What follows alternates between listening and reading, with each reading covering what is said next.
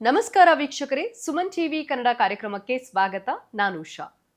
ಇವತ್ತಿನ ನಮ್ಮ ಕಾರ್ಯಕ್ರಮದಲ್ಲಿ ಶಿವರಾತ್ರಿ ಬಗ್ಗೆ ಮಾತಾಡ್ತಾ ಇದ್ದೀವಿ. ಶಿವರಾತ್ರಿ ಕೇವಲ ಶಿವರಾತ್ರಿ ಅಲ್ಲ, ಅದು ಹಿಂದೂಗಳ ಪಾಲಿಗೆ ಒಂದು ದೊಡ್ಡ ಹಬ್ಬ ಅಂತಾನೆ ಹೇಳಬಹುದು. ಅಷ್ಟೇ ಅಲ್ಲ, ಈ ಶಿವರಾತ್ರಿಯ ಆಚರಣೆ ಹೇಗಿರಬೇಕು, ಶಿವರಾತ್ರಿಯ ಆಚರಣೆಯ ಜೊತೆಗೆ ಜಾಗರಣೆ ಕೂಡ ಎಷ್ಟು ಮಹತ್ವ ಪಡೆದುಕೊಳ್ಳುತ್ತೆ, ಹಾಗೆ ಶಿವರಾತ್ರಿ ದಿನ ಏನ್ ಮಾಡಬೇಕು, ಏನ್ ಮಾಡಬಾರ್ದು, ಈ ಎಲ್ಲ ವಿಷಯಗಳನ್ನ ಕುರಿತು ನಮ್ಮ ಜೊತೆ ಮಾತಾಡೋದಕ್ಕೆ ನಮ್ಮ ಜೊತೆಗಿದ್ದಾರೆ ಪ್ರತ್ಯಂಗಿರಾ ದೇವಿ ಆರಾಧಕರು ಹಾಗೂ ಭಾರತೀಯ ಸಂಪ್ರದಾಯ ಟ್ರಸ್ಟ್ನ ಅಧ್ಯಕ್ಷರಾಗಿರುವಂತಹ ಡಾಕ್ಟರ್ ಮಹರ್ಷಿ ಗುರುಗಳು. ಗುರುಗಳೇ, ಕಾರ್ಯಕ್ರಮಕ್ಕೆ ಸ್ವಾಗತ. ಆಕಾಶಾತ್ ಪತಿತಂ ತೋಯಂ ಯಥಾಗಚ್ಚತಿ ಸಾಗರಂ ಸರ್ವ ದೇವ ನಮಸ್ಕಾರಂ ಕೇಶವಂ ಪ್ರತಿಗಚ್ಚತಿ. ಹರೇ ಶ್ರೀನಿವಾಸ. ಎಲ್ಲರಿಗೂ ಸಹ ನಮಸ್ಕಾರಗಳು. ಗುರುಗಳೇ, ಈ ಬಾರಿ ಶಿವರಾತ್ರಿ ಹಬ್ಬದ ಬಗ್ಗೆ ಮಾತಾಡೋಣ. ಆದ್ರೆ ಅದಕ್ಕೂ ಮುಂಚೆ ಮೊದಲನೇ ಪ್ರಶ್ನೆ ಏನಪ್ಪಾ ಅಂತಂದ್ರೆ, ಶಿವರಾತ್ರಿ 15ನೇ ತಾರೀಕು ಬಂದಿದೆ. ಅವತ್ತೇ ಸಂಜೆ 5 ಗಂಟೆಯಿಂದ ಚತುರ್ದಶಿ ಕೂಡ ಕೂಡಿರುವಂಥದ್ದು. ಜನರಿಗೆ ಒಂದು ಕನ್ಫ್ಯೂಷನ್, ಯಾವಾಗ ಶಿವರಾತ್ರಿ ಮಾಡಬೇಕು ಅನ್ನೋದು. ನೋಡಿ, ಈ ವರ್ಷ 2026ರಲ್ಲಿ ಒಂದಷ್ಟು ಗೊಂದಲಗಳು ಇರುವಂಥದ್ದಿದೆ. ಯಾಕಂತ ಹೇಳಿದ್ರೆ, ಶಿವರಾತ್ರಿ ಅಂತ ಹೇಳಿದ್ರೆ ಪ್ರತಿ ಮಾಸನೂ ಚತುರ್ದಶಿ ತಿಥಿಯಲ್ಲಿ ಬರುವಂಥದ್ದು.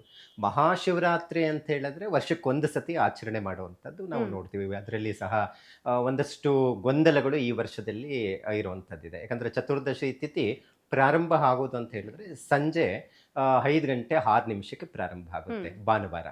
ಇನ್ನು ಮುಗಿಯೋದಂದರೆ ಸೋಮವಾರ ಸಂಜೆ 5 ಗಂಟೆ 35 ನಿಮಿಷಕ್ಕೆ ಚತುರ್ದಶಿ ತಿಥಿ ಮುಗಿಯುತ್ತೆ. ನಂತರ ಅಮಾವಾಸ್ಯೆ ಬರುತ್ತೆ. ಹಾಗಾಗಿ ಇಲ್ಲಿ ಜಾಗರಣೆ ಅನ್ನುವಂಥ ವಿಚಾರದಲ್ಲಿ ಬಂತು ಅಂದರೆ, ಯಾಕಂದರೆ ಶಿವರಾತ್ರಿ ಅಂದರೆ ರಾತ್ರಿಯ ಪೂಜೆ ವಿಶೇಷತೆ ಇರುತ್ತೆ. ಹಾಗಾಗಿ ರಾತ್ರಿ ಪೂರ್ತಿಯಾಗಿ ಚತುರ್ದಶಿ ತಿಥಿ ಭಾನುವಾರನೇ ಸಿಗ್ತಾ ಇದೆ.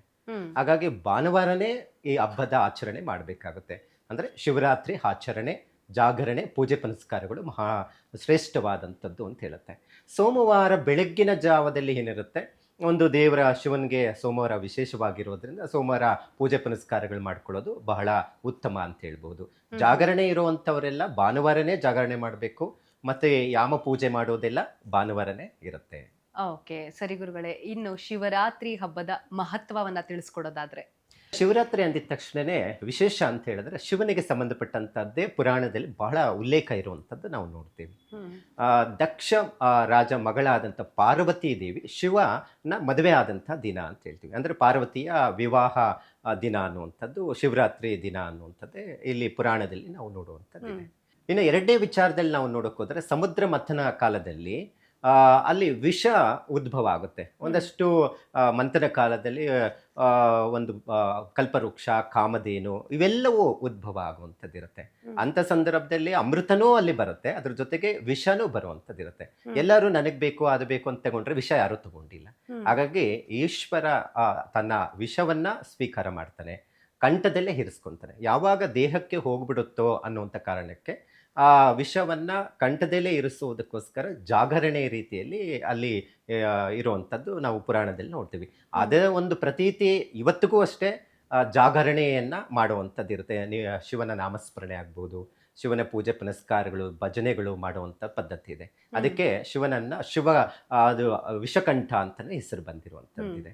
ಸೊ ಇದು ಒಂದಷ್ಟು ಪುರಾಣದಲ್ಲಿ ಬರುವಂಥದ್ದು ನಾವು ಕಾಣಬಹುದು. ಇನ್ನು ಭಾಗೀರಥ ಏನಿದೆ, ಗಂಗೆಯನ್ನು ಧರೆಗೆ ಇಳಿಸಿದಂತಹ ದಿನ ಅನ್ನುವಂಥದ್ದಿದೆ.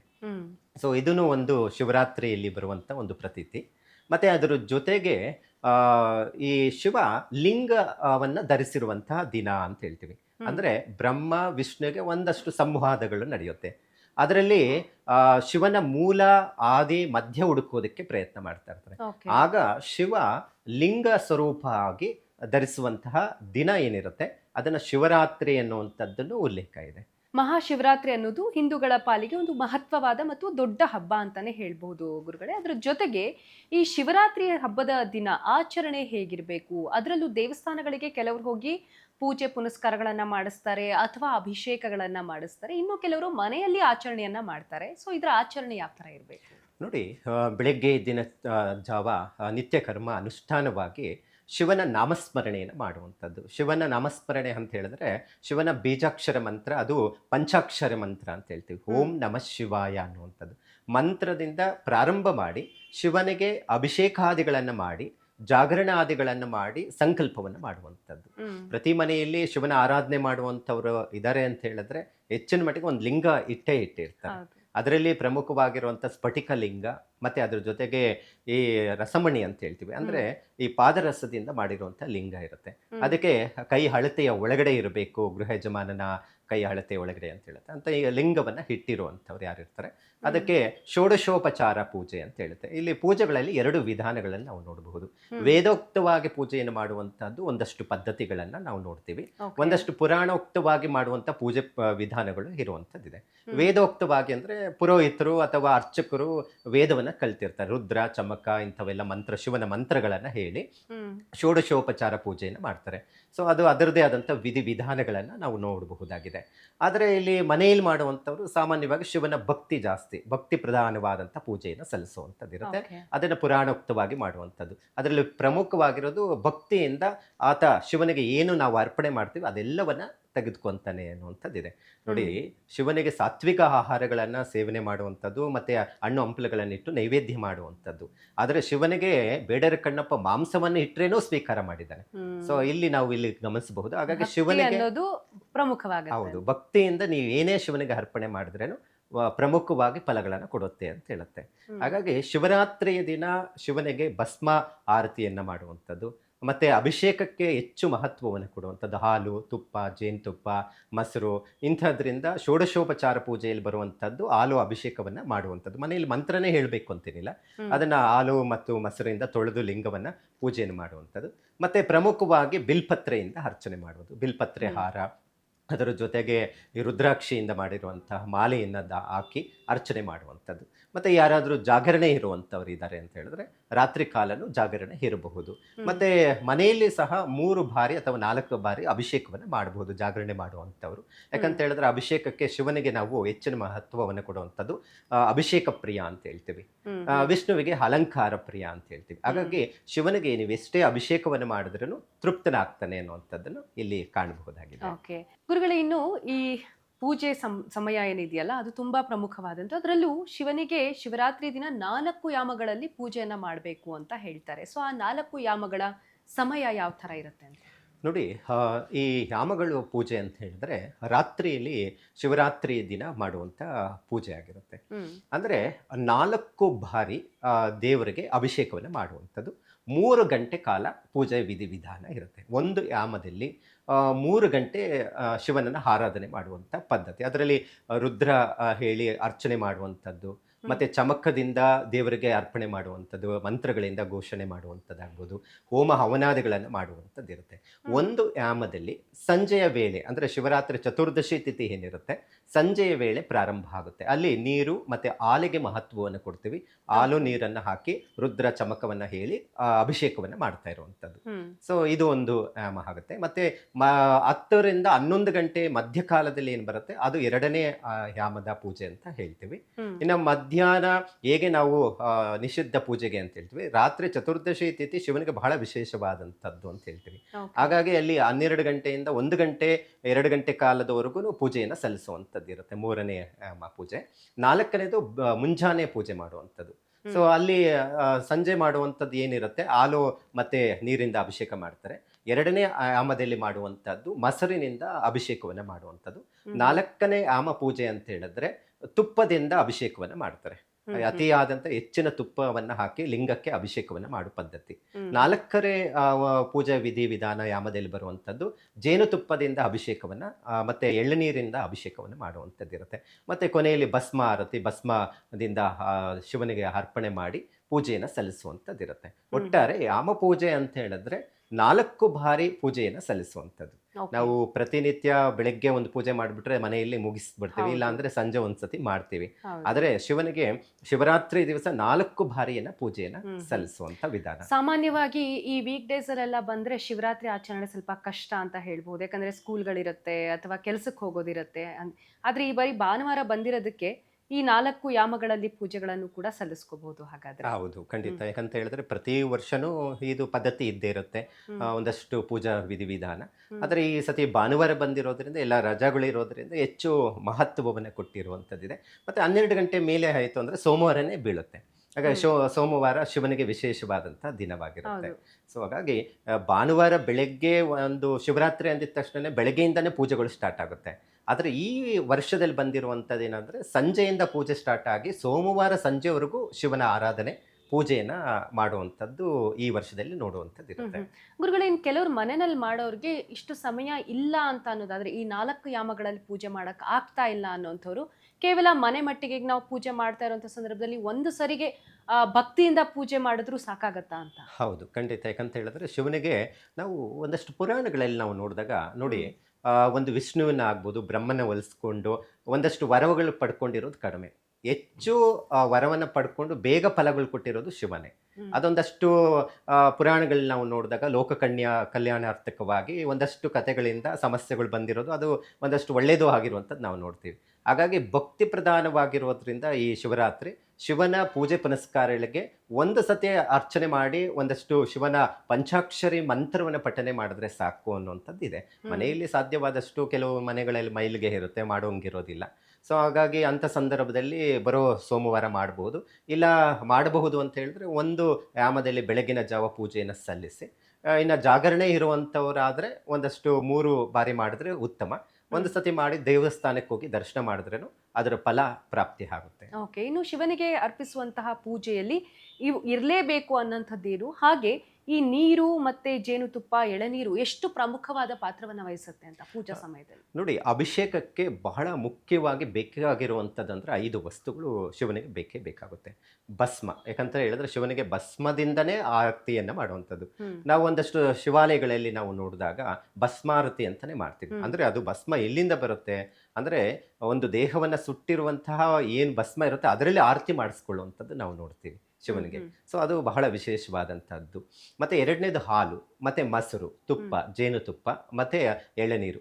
ಈ ವಸ್ತು ಪಂಚ ರೀತಿಯಲ್ಲಿ ಅಭಿಷೇಕವನ್ನು ಮಾಡುವಂಥದ್ದು ಶಿವನಿಗೆ ಒಂದಷ್ಟು ಶಕ್ತಿಯನ್ನು ತುಂಬಿಸುವಂಥದ್ದು ಇರುತ್ತೆ. ಅದಕ್ಕೆ ದೇವಸ್ಥಾನಗಳನ್ನು ಪ್ರದಕ್ಷಿಣೆ ಮಾಡಬೇಕಾದ್ರೆ ಎಲ್ಲಾ ದೇವಸ್ಥಾನದಲ್ಲೂ ಪ್ರದಕ್ಷಿಣೆ ಮಾಡ್ತಾರೆ ದೇವಸ್ಥಾನ, ಆದರೆ ಶಿವನ ಮಾತ್ರ ಪ್ರದಕ್ಷಿಣೆ ಮಾಡಬೇಕಂದ್ರೆ ಅರ್ಧ ಭಾಗದಷ್ಟು ಹೋಗಿ ಶಿವನ ಪ್ರದಕ್ಷಿಣೆ ಮಾಡಿ ಮತ್ತೆ ಶಿವನ ದರ್ಶನ ಮಾಡ್ತಾರೆ. ಕಾರಣ ಏನಪ್ಪಾ ಅಂದ್ರೆ ಶಿವ ಲಯಕರ್ತನಾಗಿರ್ತಾನೆ.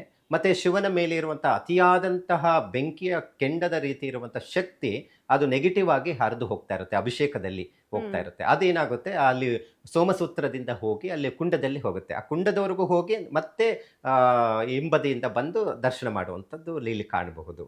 ಸೊ ಹಾಗಾಗಿ ಹೆಚ್ಚಿನ ಮಟ್ಟಿಗೆ ಪೂಜೆ ಪುನಸ್ಕಾರಗಳು ಅಂತ ಬಂದಾಗ ಈ ಅಭಿಷೇಕಕ್ಕೆ ಈ ವಸ್ತುಗಳು ಬಹಳ ಮುಖ್ಯವಾಗಿರುವಂಥದ್ದು. ಅದರಲ್ಲಿ ಪ್ರಿಯವಾದಂತಹದ್ದು ಅಂತ ಹೇಳಿದ್ರೆ ಬಿಲ್ಪತ್ರೆ ಶಿವನಿಗೆ. ಹಾಗಾಗಿ ಬಿಲ್ಪತ್ರೆಯಿಂದ ದೇವರಿಗೆ ಅರ್ಚನೆ ಪೂಜೆಯನ್ನು ಮಾಡೋದು ಬಹಳ ಶ್ರೇಷ್ಠವಾದಂಥದ್ದು ಅಂತ ಹೇಳ್ತೀವಿ. ಅಂದ್ರೆ ಕೆಲವರು ಮನೇಲಿ ಏನೂ ಇಲ್ಲ ಅಂದ್ರೂ ಪರವಾಗಿಲ್ಲ, ಒಂದು ಬಿಲ್ಪತ್ರೆ ಇಟ್ರು ಸಾಕು, ಶಿವ ಕೃತಾರ್ಥ ಅಂತ ಹೇಳ್ಬಿಟ್ಟು ಅಲ್ವಾ? ಖಂಡಿತ. ಸರಿ, ಇನ್ನು ಈ ಹಬ್ಬದ ದಿನ ಈ ಕೆಲಸ ಮಾಡಬೇಕು, ಈ ಕೆಲಸ ಮಾಡಲೇಬಾರದು ಅನ್ನುವಂಥದ್ದು ಯಾವುದು? ನೋಡಿ, ಯಾವುದೇ ಕಾರಣಕ್ಕೂ ಶಿವನಿಗೆ ಕೇದಿಗೆ ಹೂವು ಆಗಬಹುದು, ಕೆಂಪು ವರ್ಣದ ಪುಷ್ಪಗಳನ್ನು ದೇವರಿಗೆ ಅರ್ಪಣೆ ಮಾಡಬಾರ್ದು ಅಂತ ಶಾಸ್ತ್ರ ಹೇಳುತ್ತೆ. ಯಾವುದೇ ಕಾರಣಕ್ಕೂ ಹಾಕಬಾರ್ದು. ಯಾಕಂದರೆ ಕೇದಿಗೆ ಹೂವು ಅಂತ ಹೇಳಿದ್ರೆ ಒಂದಷ್ಟು ನಾನು ಆಗಲೇ ಪ್ರಾರಂಭದಲ್ಲಿ ಹೇಳಿದೆ, ಶಿವ ಲಿಂಗಸ್ವ ಧರಿಸುವಂಥ ದಿನ. ಮತ್ತು ವಿಷ್ಣು ಅಥವಾ ಬ್ರಹ್ಮನ ಒಂದಷ್ಟು ಸಂವಾದದಲ್ಲಿ ಒಂದಷ್ಟು ಸುಳ್ಳು ಹೇಳಿದ ಅಂತ ಕೇದಿಗೆ ಹೂವನ್ನ ಸಾಕ್ಷಿಯಾಗಿ ಬರುತ್ತೆ ಒಂದಷ್ಟು ಕಥಾಶ್ರವಣಗಳಲ್ಲಿ. ಸೊ ಅದಕ್ಕೋಸ್ಕರ ಕೇದಿಗೆ ಹೂವನ್ನು ನಿಷಿದ್ಧ ಮಾಡಿರುವಂಥದ್ದು. ಮತ್ತು ಶಿವನೇ ಹೆಚ್ಚಿನ ಮಟ್ಟಿಗೆ ರೌದ್ರಾಕಾರವಾಗಿರೋದ್ರಿಂದ ಆ ಶಿವನಿಗೆ ಕೆಂಪು ವರ್ಣದ ಪತ್ರೆಗಳಾಗ್ಬೋದು, ಪುಷ್ಪಗಳಾಗ್ಬೋದು ಅಥವಾ ವಸ್ತ್ರ ಆಗ್ಬೋದು ಇಡಬಾರದು ಅಂತ ಶಾಸ್ತ್ರದಲ್ಲಿ ಹೇಳುತ್ತೆ. ಸೊ ಇದೊಂದು ಮುಖ್ಯವಾಗಿ ಗಮನಿಸ್ಕೋಬೇಕಾಗತ್ತೆ. ಎರಡನೇ ವಿಚಾರದಲ್ಲಿ ಮಾಡಲೇಬೇಕಾದಂಥದ್ದು ಅಂತ ಹೇಳಿದ್ರೆ ಆದಷ್ಟು ಸಹ ಜಾಗರಣೆ ಇರುವಂಥದ್ದು ಶ್ರೇಷ್ಠ. ಮತ್ತೆ ಉಪವಾಸ ಇರುವಂಥದ್ದು ಬಹಳ ಇನ್ನಷ್ಟು ಶ್ರೇಷ್ಠವಾದಂಥದ್ದು ವಿಚಾರ ಆಗಿರುತ್ತೆ. ಮತ್ತೆ ಅಭಿಷೇಕವನ್ನು ಮಾಡುವಂಥದ್ದು ಶಿವನಿಗೆ. ಸೊ ಇದು ಬಹಳ ಅಗತ್ಯ ಇರುವಂಥ ವಿಚಾರಗಳಾಗಿರುತ್ತೆ. ಗುರುಗಳೇ, ಈ ಮಹಾಶಿವರಾತ್ರಿ ಎಂದು ಜಾಗರಣೆ ಅನ್ನೋದು ಎಲ್ಲರೂ ಮಾಡುವಂಥದ್ದು. ಕೆಲವ್ರಿಗಾಗತ್ತೆ, ಕೆಲವ್ರಿಗೆ ಮಾಡೋಕ್ಕಾಗಲ್ಲ. ಆದರೆ ಈ ಜಾಗರಣೆ ಮಾಡೋದ್ರ ಉದ್ದೇಶ ಕೂಡ ಇದೆ, ಅದರ ಉದ್ದೇಶ ತಿಳಿಸೋದಾದ್ರೆ? ನೋಡಿ, ಜಾಗರಣೆ ಇವತ್ತಿನ ಸಂದರ್ಭದಲ್ಲಿ ನಾವು ನೋಡ್ತಾ ಇದ್ದೀವಿ. ಜಾಗರಣೆ ಯಾವುದೋ ಒಂದು ಸಿನಿಮಾ ನೋಡಿ ಅಥವಾ ಸ್ನೇಹಿತರ ಜೊತೆ ಒಂದಷ್ಟು ಮೋಜು ಮಸ್ತಿ ಮಾಡಿಬಿಟ್ಟು ನಾನು ಜಾಗರಣೆ ಇದ್ದೆ ಅಂತ ಹೇಳಿದ್ರೆ ಖಂಡಿತ ಫಲ ಕೊಡೋದೇ ಇಲ್ಲ. ಯಾಕಂದರೆ ಜಾಗರಣೆ ಅಂತ ಹೇಳಿದ್ರೆ ಒಂದಷ್ಟು ಪುರಾಣದಲ್ಲಿ ಕೊಟ್ಟಿರುವಂಥದ್ದು ನಾವು ನೋಡೋಕೆ ಹೋದರೆ ಶಿವನ ಕಂಠದಲ್ಲಿ ವಿಷ ದೇಹದೆಲ್ಲ ಹೋಗಬಾರ್ದು ಅನ್ನೋ ಕಾರಣಕ್ಕೆ ಎಚ್ಚರದಿಂದ ಇರಬೇಕು ಅಂತ ಪಾರ್ವತಿ ಮಾಡಿರುವಂಥದ್ದು ಒಂದಷ್ಟು ಜಾಗರಣೆ. ಸೊ ಅದನ್ನ ನಾವು ಇದುವರೆಗೂ ಸಹ ಜಾಗರಣೆ ರೂಪದಲ್ಲಿ ಶಿವನ ಆರಾಧನೆ, ಪೂಜೆ, ಸಂಕಲ್ಪ ಮತ್ತೆ ಅದರ ಜೊತೆಗೆ ಒಂದಷ್ಟು ಭಜನೆಗಳನ್ನ ಮಾಡ್ತಾ ಬಂದಿರುವಂತದ್ದು ಇದೆ. ಸೊ ಹಾಗಾಗಿ ಇಲ್ಲಿ ನಾವು ಸಿನಿಮಾ ಆಗಬಹುದು ಅಥವಾ ಇನ್ಯಾವುದೋ ಸ್ನೇಹಿತರ ಜೊತೆ ಒಂದಷ್ಟು ಸಮಯವನ್ನು ಕಳೆದ್ರೆ ಖಂಡಿತ ಜಾಗರಣೆ ಫಲ ಕೊಡೋದೇ ಇಲ್ಲ. ಯಾಕಂತ ಹೇಳಿದ್ರೆ ಶಿವನ ಪೂಜೆ ಪುನಸ್ಕಾರಗಳು ಶಿವರಾತ್ರಿ ದಿವಸ ವಿಶೇಷ ಏನಪ್ಪಾ ಅಂದ್ರೆ ಜಾಗರಣೆನೇ ಅಂತ ಹೇಳುತ್ತೆ. ದರ್ಶನ, ಅಭಿಷೇಕ, ಜಾಗರಣೆ ಮುಖ್ಯವಾಗಿರುತ್ತೆ. ಮತ್ತೆ ಉಪವಾಸ ಇರುವಂತದ್ದು ಇಲ್ಲಿ ಕಾಣಬಹುದಾಗಿದೆ. ಅದರಲ್ಲಿ ಪ್ರಮುಖವಾಗಿರೋದು ಜಾಗರಣೆ. ಅದರಲ್ಲಿ ಹೆಚ್ಚಿನ ಮಟ್ಟಿಗೆ ಯಾರು ಜಾಗರಣೆಯನ್ನು ಮಾಡಿ ಶಿವನ ದರ್ಶನ ಮತ್ತೆ ಅಭಿಷೇಕಕ್ಕೆ ದರ್ಶನ ಮಾಡ್ತಾರೋ ಅಂಥವ್ರಿಗೆ ಈ ಕೆಲವೊಂದು ಗ್ರಹಗಳು ಕೊಡುವಂಥ ಫಲಗಳು ಏನಿರುತ್ತೆ. ಈಗ ಸಾಮಾನ್ಯವಾಗಿ ಒಂದೊಂದು ಗ್ರಹನು ಒಂದೊಂದು ಕಾರತತ್ವಗಳನ್ನು ಕೊಡುತ್ತೆ. ಪಿತೃಕಾರಕ, ಮಾತೃಕಾರಕ, ಭಾತೃಕಾರಕ ಫಲಗಳು, ವಿದ್ಯಾಕಾರಕ ಅಂತ ಹೇಳ್ತೀವಿ. ಈ ಗ್ರಹಗಳ ಕೆಲಸ ಏನಾಗುತ್ತೆ ಅಂತ ಹೇಳಿದ್ರೆ ಮನುಷ್ಯನ ಮೇಲೆ ಪರಿಣಾಮ ಬೀಳ್ತಾ ಇರುತ್ತೆ. ಅಂದ್ರೆ ಈ ಕೆಲವೊಂದು ಪೂರ್ವ ಕರ್ಮಗಳಾಗಬಹುದು ಅಥವಾ ಪಿತೃಗಳ ದೋಷಗಳಾಗ್ಬೋದು, ಮಾತೃ ಕಡೆಯಿಂದ ಬಂದ ದೋಷಗಳಾಗ್ಬೋದು. ಯಾವುದೇ ದೋಷಗಳಿದ್ರೇನು ಈ ಶಿವರಾತ್ರಿಯ ದಿವಸ ಜಾಗರಣೆ ಇದ್ದು ಭಗವಂತನ ಪೂಜೆ ಪುನಸ್ಕಾರಗಳು ಮಾಡುವಂಥವ್ರಿಗೆ ಯಾವುದೇ ರೀತಿಯಾದಂಥ ಗ್ರಹಗಳ ದೋಷಗಳು ಬರೋದಿಲ್ಲ, ನಿವಾರಣೆ ಆಗುತ್ತೆ ಬಂದಂತಹ ಸಂದರ್ಭದಲ್ಲಿ. ಮತ್ತೆ ಪಿತೃದೋಷಗಳು ನಿವಾರಣೆ ಆಗುತ್ತೆ ಅಂತ ಹೇಳುತ್ತೆ. ಮತ್ತೆ ಒಂದಷ್ಟು ಪಾಪಗಳು ಕಳೆಯುತ್ತೆ ಅಂತ ಹೇಳುತ್ತೆ. ಅದಕ್ಕೆ ಹೆಚ್ಚಿನ ಮಟ್ಟಿಗೆ ಶಿವರಾತ್ರಿ ದಿವಸ ಜಾಗರಣೆ ಇರುವಂತದ್ದು ಇಲ್ಲೊಂದು ಮಹತ್ವ ಇದೆ, ಒಂದು ಉದ್ದೇಶನು ಇಲ್ಲಿ ನಾವು ಕಾಣಬಹುದು. ನಿಜ, ಜಾಗರಣೆ ಎಷ್ಟು ಪ್ರಮುಖವಾಗಿರುತ್ತೋ ಅಷ್ಟೇ ಪ್ರಮುಖವಾದಂಥದ್ದು ಉಪವಾಸ ಅನ್ನುವಂಥದ್ದನ್ನ ಹೇಳಿದ್ರಿ ಗುರುಗಳೇ. ಕೆಲವರು ಇಡೀ ದಿನ ಉಪವಾಸ ಇರ್ತಾರೆ, ಶಿವರಾತ್ರಿ ಕಳೆಯೋವರೆಗೂ ಉಪವಾಸ ಇರ್ತಾರೆ. ಇನ್ ಕೆಲವರು ಬೆಳಗ್ಗೆ ಪೂಜೆ ಆದ ನಂತರ ಸಂಜೆ ಉಪವಾಸವನ್ನ ಬಿಡುವಂಥದ್ದು. ಸೊ ಈ ಉಪವಾಸ ಅನ್ನುವಂಥದ್ದು ಎಷ್ಟು ಪ್ರಮುಖವಾದ ಪಾತ್ರ ವಹಿಸುತ್ತೆ ಶಿವರಾತ್ರಿ ದಿನ ಅಂತ ನೋಡಿ. ಉಪವಾಸ ಅಂತ ಹೇಳಿದ್ರೆ ಬಹಳ ಜನ ಉಪವಾಸ ಇರಕ್ಕಾಗೋದಿಲ್ಲ. ಇವತ್ತು ನಾನಾ ಕಾಯಿಲೆಗಳನ್ನ ನಾವು ನೋಡ್ತಾ ಇದ್ದೇವೆ. ಈಗ ಒಂದು ಮಾತ್ರೆ ತಗೊಳ್ಳೇಬೇಕು, ಕೆಲವು ಗ್ಯಾಸ್ಟ್ರಿಕ್ ಇರುತ್ತೆ, ಕೆಲವರಿಗೆ ಶುಗರ್ ನಾವು ನೋಡ್ತಾ ಇದ್ದೇವೆ. ಸಾಧ್ಯವಾದಷ್ಟು ಮುಸರೆ ಪದಾರ್ಥಗಳನ್ನ ನೈವೇದ್ಯಗಳನ್ನು ಇಡಬಾರ್ದು, ಸ್ವೀಕಾರ ಮಾಡಬಾರ್ದು ಅನ್ನುವಂಥದ್ದು ಹೇಳುತ್ತೆ. ಹಾಗಾಗಿ ಹೆಚ್ಚಿನ ಮಟ್ಟಿಗೆ ಇಲ್ಲಿ ಉಪವಾಸಾದಿಗಳನ್ನು ಇರುವಂಥವ್ರು ಯಾರಿರ್ತಾರೆ ಅಂಥವ್ರಿಗೆ ಹೆಚ್ಚಿನ ಮಟ್ಟಿಗೆ ಒಂದು ಅವಲಕ್ಕಿ ಆಗ್ಬೋದು, ಹಣ್ಣುಗಳು ಆಗ್ಬೋದು, ಹಾಲು ತೆಗೆದುಕೊಳ್ಳುವಂಥದ್ದು ಮಾಡ್ಬೋದು. ಕೆಲವರು ನಾನು ಜಾಗರಣೆ ಮತ್ತು ಉಪವಾಸ ಅನ್ನುವಂಥದ್ದು ಕಠಿಣ ವ್ರತವನ್ನು ಮಾಡುವಂಥದ್ದು ನಾವು ನೋಡ್ತಾ ಇದ್ದೀವಿ. ನೀರು ಕುಡಿಯೋದಿಲ್ಲ ಅನ್ನುವಂಥವ್ರು ಶಿವನ ಅಷ್ಟು ಭಕ್ತಿ ಭಾವನಾತ್ಮಕವಾಗಿರುವಂಥ ವ್ಯಕ್ತಿಗಳು ನಾವು ಇವತ್ತು ನೋಡಿದ್ದೀವಿ. ಅಷ್ಟೇ ರೀತಿಯಲ್ಲಿ ಕೆಲವೊಂದೆಲ್ಲ ಅಯ್ಯೋ ಶಿವರಾತ್ರಿನ ಏನೋ ಒಂದು ಮೋಜು ಮಸ್ತಿ ಅಷ್ಟೇ ರಜಾ ಇದೆ ಅನ್ನುವಂಥ ಭಾವನೆಯಲ್ಲಿರುವಂಥವ್ರು ನಾವು ನೋಡ್ತೀವಿ. ಆದರೆ ಇಲ್ಲಿ ಹೆಚ್ಚಿನ ಮಟ್ಟಿಗೆ ಎಷ್ಟು ಜಾಗರಣೆ, ಎಷ್ಟು ಉಪವಾಸಾದಿಗಳನ್ನು ಮಾಡ್ತಾರೋ ಅಷ್ಟೇ ಮಹತ್ವವನ್ನು ಈ ಶಿವರಾತ್ರಿ ದಿನ ಕೊಟ್ಟಿರುವಂಥದ್ದಿದೆ. ಮತ್ತು ಈ ಉಪವಾಸ ಅಂತ ಹೇಳಿದ್ರೆ ದೇವರ ಸಮೀಪಕ್ಕೆ ಹೋಗುವಂಥದ್ದು. ಅಂದರೆ ಎಲ್ಲಿ ಶಾಸ್ತ್ರದಲ್ಲಿ ಇಲ್ಲ ನೀನು ಉಪವಾಸ ಮಾಡೇ ಪೂಜೆಯನ್ನು ಮಾಡುವಂತೆ ಇಲ್ಲಿ ಶಾಸ್ತ್ರದಲ್ಲಿ ಇಲ್ಲ. ಇಲ್ಲಿ ಯಾಕೆ ಹೆಚ್ಚು ಊಟವನ್ನು ಮಾಡಬಾರ್ದು ಅಂದ್ರೆ ಈಗ ಹೆಚ್ಚಿನ ಮಟ್ಟಿಗೆ ಆಹಾರವನ್ನು ಸೇಕಿದಾಗ ಆಯಾಸ ಹೆಚ್ಚಿನ ಮಟ್ಟಿಗೆ ಒಂಥರ ಯಾವುದು ಬೇಡ ಅನ್ನುವಂಥ ಭಾವನೆಗೆ ಹೋಗುವಂಥದ್ದು ಇರುತ್ತೆ. ಮತ್ತೆ ಉಪವಾಸ ಹೆಚ್ಚಿನ ಮಟ್ಟಿಗೆ ಇದ್ದು ದೇವರನ್ನು ಪೂಜೆ ಮಾಡಬಾರ್ದು ಅಂತಲೂ ಹೇಳುತ್ತೆ. ಹಾಗಾಗಿ ಒಂದಷ್ಟು ಆಹಾರ, ಲಘು ಆಹಾರವನ್ನು ತೆಗೆದುಕೊಳ್ಳುವಂಥದ್ದು, ಹಾಲಾಗ್ಬೋದು, ಹಣ್ಣುಗಳನ್ನು ಆಗ್ಬೋದು ತಗೊಂಡು ಪೂಜೆಯನ್ನು ಮಾಡೋದು ಬಹಳ ಮುಖ್ಯವಾಗಿರುತ್ತೆ. ಮತ್ತು ದೇವರಿಗೆ ಆಗ್ಬೋದು ನೈವೇದ್ಯ ಆದಿಗಳನ್ನು ಇಡಬೇಕಾದ್ರೂ ಮುಸರೆ ಪದಾರ್ಥ ಅಂದರೆ ಅನ್ನದಿಂದ ಮಾಡದಂಥ ಪದಾರ್ಥಗಳು, ನೈವೇದ್ಯಗಳನ್ನು ನಿಷಿದ್ಧ ಮಾಡುವಂಥದ್ದು ಇರುತ್ತೆ. ಅವಲಕ್ಕಿ ಆಗ್ಬೋದು ಅಥವಾ ಪಂಚಫಲಗಳಾಗ್ಬೋದು, ಇದನ್ನೆಲ್ಲ ದೇವರಿಗೆ ನೈವೇದ್ಯ ಮಾಡ್ಬೋದು ಮತ್ತು ಅದನ್ನು ಸ್ವೀಕರಿಸಬಹುದು. ಓಕೆ, ಈ ಶಿವರಾತ್ರಿ ವ್ರತ ಕೂಡ ಕೆಲವರು ಮಾಡ್ತಾರೆ ಗುರುಗಳೇ. ಇನ್ನು ಕೆಲವರು ವ್ರತ ಮಾಡಕ್ ಆಗದೇ ಇರೋಂಥವ್ರು ಕೂಡ ಶಿವನನ್ನ ಆರಾಧಿಸಬಹುದಾ? ಮತ್ತೆ ವ್ರತ ಮಾಡೋದಾದ್ರೆ ಆ ವ್ರತ ಹೇಗ್ ಮಾಡ್ಬೇಕು ಅಂತ ನೋಡಿ. ಇದು 12 ತಿಂಗಳ ವ್ರತಗಳಾಗಿರುತ್ತೆ. ಅಂದ್ರೆ 12 ತಿಂಗಳು, ಕೊನೆಯ ತಿಂಗಳು ಏನಿರುತ್ತೆ ಇದು ಮಹಾಶಿವರಾತ್ರಿ ಅಂತ ಬರುತ್ತೆ. ಪ್ರತಿ ತಿಂಗಳು ಒಂದು ಪ್ರದೋಷ ಇರುತ್ತೆ, ಒಂದು ಮಾಸ ಶಿವರಾತ್ರಿ ಇರುತ್ತೆ. ಅಂದ್ರೆ ಅಮಾವಾಸ್ಯೆಯ 3ನೇ ದಿನ ಮಧ್ಯಾಹ್ನ ಕಾಲದಲ್ಲಿ ಪ್ರದೋಷ ಪೂಜೆ ಅಂತ ಮಾಡ್ತಾರೆ ಶಿವನಿಗೆ, ವಿಶೇಷವಾದಂಥ. ಪ್ರತಿ ಸೋಮವಾರನೂ ಶಿವನಿಗೆ ವಿಶೇಷ. ಆದರೆ ತಿಂಗಳಲ್ಲಿ ಒಂದು ಮಾಸ ಶಿವರಾತ್ರಿ ಏನು ವ್ರತದ ಆಚರಣೆ ಇರುತ್ತೆ, ಒಂದು ಕಥಾಶ್ರವಣವನ್ನು ಮಾಡಿ ಮುಗಿಸಿ ಷೋಡಶೋಪಚಾರ ಪೂಜೆಯನ್ನು ಮಾಡಿ ಮತ್ತು ಕಂಕಣ ಧಾರಣೆಯನ್ನು ಮಾಡಿ ಅದನ್ನು 11 ತಿಂಗಳ ಕಾಲ ಮಾಡಿ 12ನೇ ತಿಂಗಳು ಏನು ಬರುತ್ತೆ ಈ ಮಹಾಶಿವರಾತ್ರಿಯಂದು ಸಂಪೂರ್ಣ ವ್ರತ ಆಚರಣೆ ಮುಗಿಸ್ತಾರೆ ಅನ್ನುವಂಥದ್ದಿದೆ. ಸೊ ಹಾಗಾಗಿ ವ್ರತದ ಆಚರಣೆನೂ ಸಹ ಇಲ್ಲಿ ಬರುವಂಥದ್ದು ಇರುತ್ತೆ. ಕೆಲವು ಮದುವೆ ಆದ ಮೊದಲನೇ ವರ್ಷದಲ್ಲೇ ಈ ವ್ರತದ ಆಚರಣೆ ಮಾಡ್ತೀವಿ. ಒಂದಷ್ಟು ಬ್ರಾಹ್ಮಣರಲ್ಲಿ ಸ್ಮಾರ್ತ ಸಂಪ್ರದಾಯದಲ್ಲಿ ಬರುವಂಥದ್ದು ಹೆಚ್ಚಿನ ಮಟ್ಟಿಗೆ ಶಿವನ ಆರಾಧನೆ ಮಾಡುವಂಥದ್ದು. ಮತ್ತು ಲಿಂಗಾಯತ ಸಂಪ್ರದಾಯದಲ್ಲಿ ನಾವು ನೋಡ್ತೀವಿ, ವೀರಶೈವ ಸಂಪ್ರದಾಯದಲ್ಲಿ ನಾವು ನೋಡ್ತೀವಿ, ಶಿವನ ಹೆಚ್ಚು ಒಲಿಸ್ಕೊಳ್ಳೋದು, ಪೂಜೆ ಪುನಸ್ಕಾರಗಳು ಮಾಡುವಂಥದ್ದು ಇಲ್ಲಿ ನೋಡಬಹುದು. ಸೊ ಇವರಂತೂ ಬಹಳ ಮುಖ್ಯವಾಗಿ ಶಿವನಿಗೆ ಹೆಚ್ಚು ಪೂಜೆ ಪುನಸ್ಕಾರಗಳು, ವ್ರತದ ಆಚರಣೆ ಮತ್ತು ಉಪವಾಸ ಆದಿಗಳನ್ನು ಇರುವಂಥದ್ದು. ಸೊ ಹೆಚ್ಚಿನ ಮಹತ್ವವನ್ನು ನೋಡುವಂಥದ್ದಿದೆ. ಮತ್ತು ಇವರು ಹೊರತುಪಡಿಸಿದ್ರೆ ಬೇರೆಯವರೂ ಶಿವನ ಆರಾಧನೆ ಮಾಡ್ತಾರೆ, ಇಲ್ಲ ಅಂತ ಏನಿಲ್ಲ. ಸೊ ಹೆಚ್ಚಿನ ಮಟ್ಟಿಗೆ ಶಿವನ್ನ ಎಷ್ಟು ಪೂಜೆ ಮಾಡ್ತಾರೋ ಅಷ್ಟು ನಮಗೆ ಫಲ, ಅಷ್ಟು ಸ್ಮರಣೆ, ಅಷ್ಟು ಒಂದು ಭಕ್ತಿ ಭಾವನಾತ್ಮಕವಾಗಿ ಪೂಜೆ ಮಾಡಿದ್ರೆ ಅಷ್ಟು ನಮಗೆ ಒಳ್ಳೆಯದು, ಆರೋಗ್ಯಕಾರಕ ಅಂತ ಹೇಳ್ತೀವಿ.